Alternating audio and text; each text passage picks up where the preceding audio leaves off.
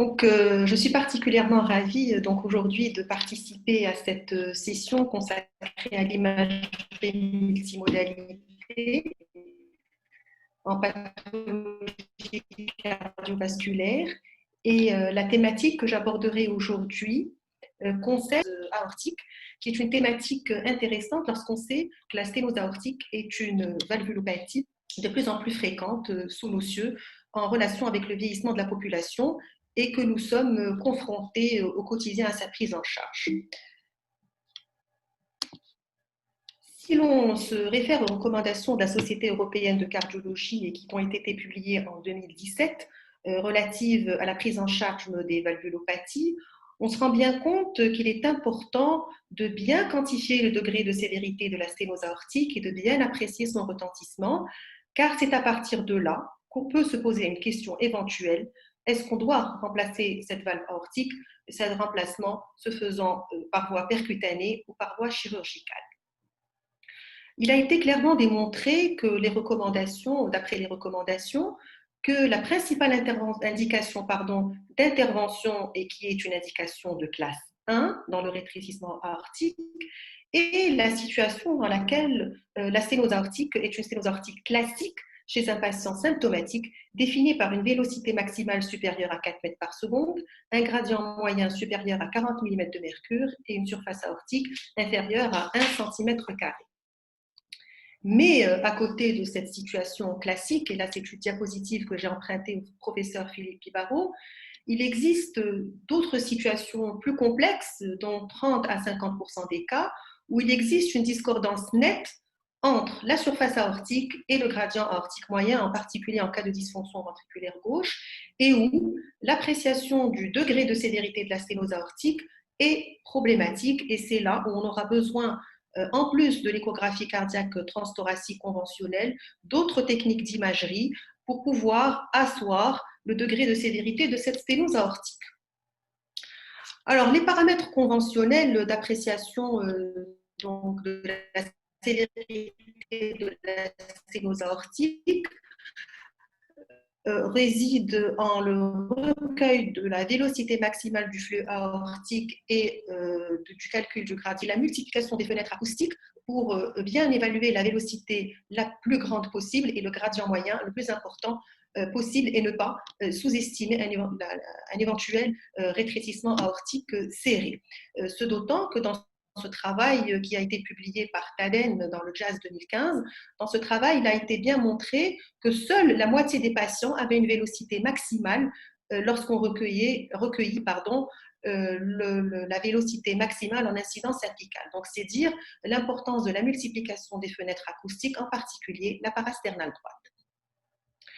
Le pic de vitesse aortique ou le gradient aortique moyen, à côté de leur valeur diagnostique lorsque les conditions de flux sont normales, ont une valeur pronostique importante, comme cela a été montré par les travaux de Catherine Otto déjà à la fin des années 2000 et qui ont été confortés par les résultats publiés par Raphaël Rozenek en 2010 et par Patricio Lancelotti en 2018 et qui montrent clairement que plus la vélocité augmente, plus le pronostic des patients est fâcheux.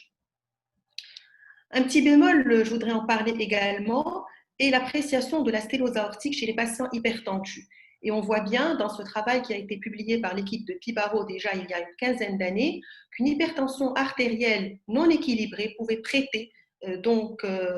pouvait en fait sous-estimer l'importance de la sténose aortique, puisqu'on voit dans ce travail que l'induction pharmacologique d'une hypertension artérielle chez le lapin allait entraîner une diminution du gradient entre le ventricule gauche et l'aorte, et de ce fait allait minimiser l'importance de la sténose aortique, et on risque de conclure à tort à un rétrécissement aortique modéré alors que celui-ci est serré.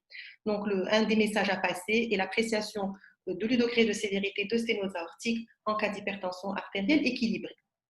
L'évaluation du degré de sévérité de la sténose aortique fait appel aussi, à côté de la vélocité et du gradient aortique moyen, à l'évaluation de la surface aortique, qu'elle soit anatomique ou fonctionnelle.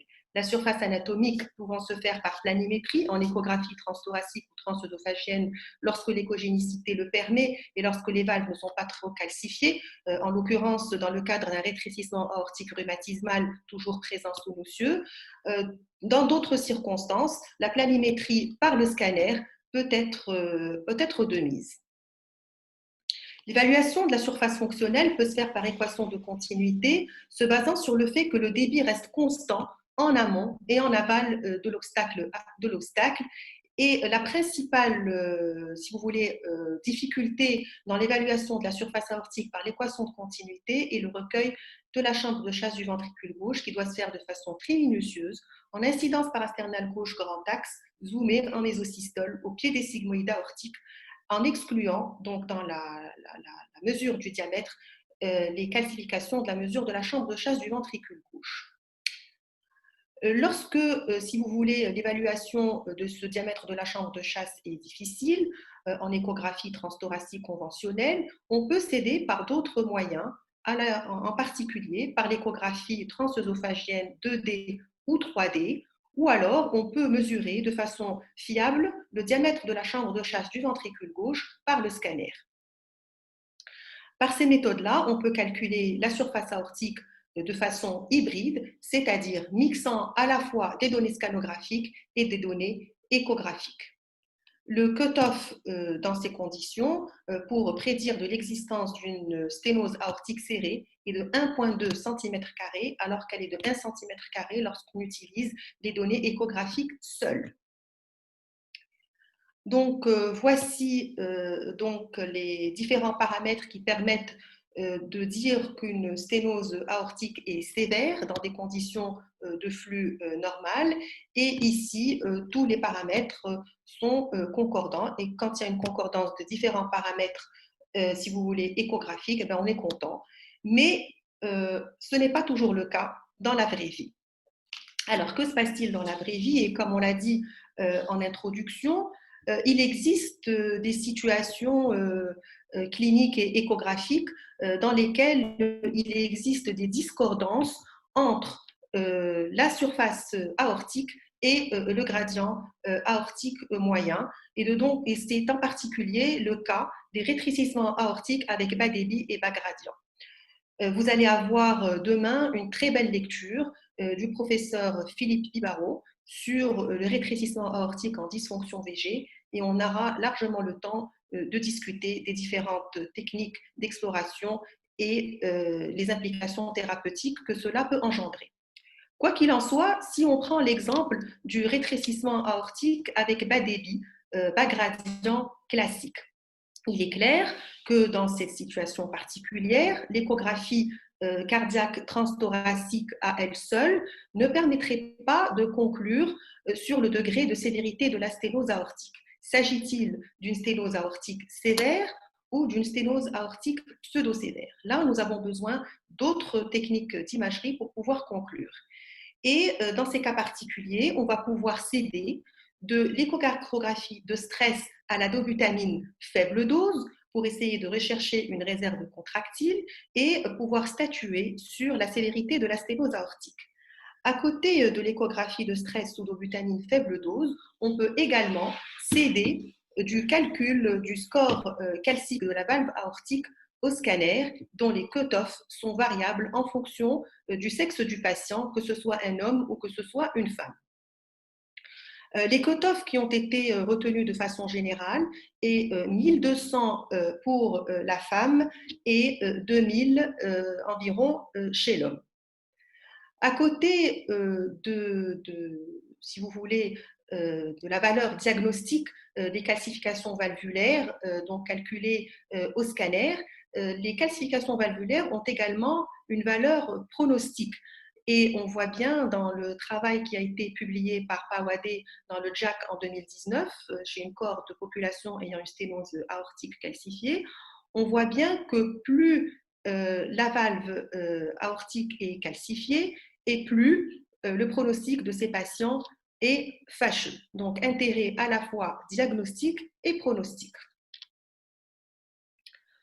Alors, ce qui est intéressant, en plus, donc à côté de l'étude de la valve aortique, de son degré de calcification, Ce qui est intéressant, c'est qu'à côté de l'appréciation de la sévérité de cette valve aortique, c'est de pouvoir estimer les dommages qui sont les dommages cardiaques qui sont associés au rétrécissement aortique. Et c'est le concept de staging qui va pouvoir définir les différents stades de la maladie en regardant de tout près les conséquences sur le ventricule droit et le ventricule gauche. Donc là, vous avez 4 stades de la maladie, donc en sachant que le stade 0, il n'y a pas d'atteinte cardiaque. Ce sont tous des paramètres qui sont recueillis en échocardiographie. Le stade 1, ce sont des atteintes du ventricule gauche avec une hypertrophie ventriculaire gauche et une augmentation de la masse du VG, des anomalies diastoliques et une altération de la fraction d'éjection qui est inférieure à 50%. On verra sur une slide suivante que le taux de cette fraction d'éjection pourrait être revu à la hausse en parlant de dysfonction ventriculaire gauche lorsque le cutoff est déjà à 60%. Pour ce qui est du stade 2, c'est une atteinte de l'oreillette gauche et de la valve mitrale avec dilatation de l'OG, apparition éventuelle d'une fibrillation auriculaire et d'une fuite mitrale. Pour ce qui est du stade 3, c'est l'existence d'une hypertension artérielle pulmonaire avec une fuite tricuspide jugée modérée à sévère. Et enfin, pour le stade 4, il existe à ce niveau-là, à ce stade-là, un certain degré de dysfonction ventriculaire droite. Donc, voici en image ce qui se passe dans la vraie vie avec donc les différentes images qui vous montrent les différentes atteintes ou les différents dommages concomitants ou qui peuvent être induits par l'existence de cette sténose aortique serrée. Alors, cette nouvelle classification que j'ai partagée avec vous peut donc être utile, en plus donc, de cette gradation, à la prédiction d'événements cardiovasculaires, essentiellement donc, chez les patients qui ont une sténose aortique asymptomatique et qui pourraient éventuellement conduire à une chirurgie plus précoce dès le stade 2. Donc, on va se poser la question sur la question, faut-il donc opérer des patients asymptomatiques déjà à un stade plus précoce dès que les dommages engendrés sont déjà au stade 2. Donc, c'est une question à laquelle on réfléchit pour le moment.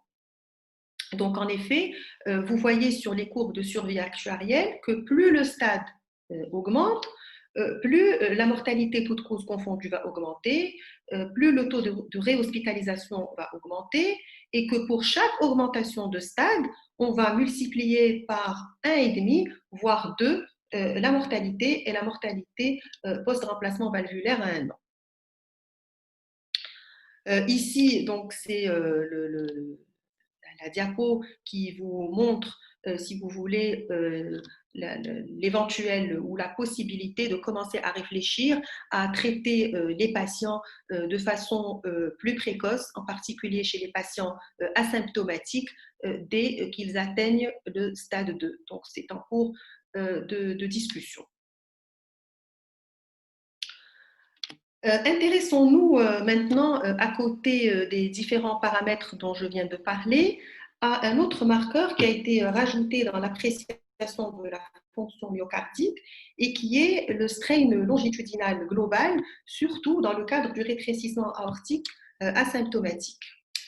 Il a été clairement démontré dans cette méta-analyse qui a été publiée par Julien Magne l'an dernier, qui a regroupé plus de 1000 patients qui ont un rétrécissement aortique serré, qu'il peut exister un certain degré de dysfonction ventriculaire gauche infraclinique, même chez les patients qui ont une fraction d'éjection ventriculaire gauche supérieure à 60%.